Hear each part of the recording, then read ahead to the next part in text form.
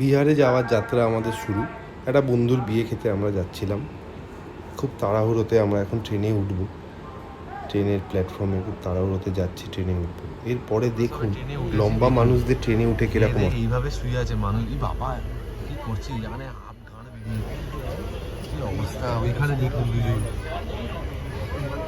এই একটা, এইটা হচ্ছে আমার সিট, আমি হচ্ছে এইটা, এই যে আমি,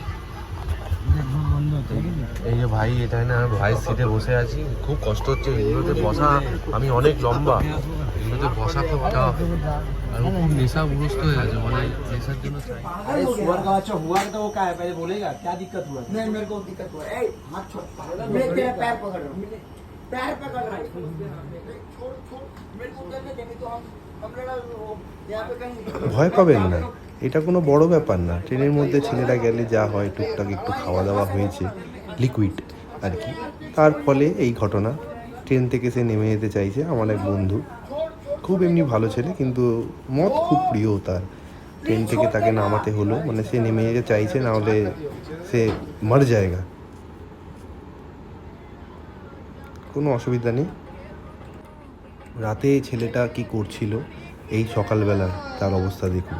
রাতে এক রূপ, সকালে এক রূপ। কোনো ব্যাপার না, এটা হতেই থাকে, এটা সব ছেলেদের মধ্যেই একই জিনিস। যাই হোক, খুব ভালো নাচ করছে ভোজপুরিতে। একটু ট্রেনের গেটের সামনে একটু ভিউজ নিলাম।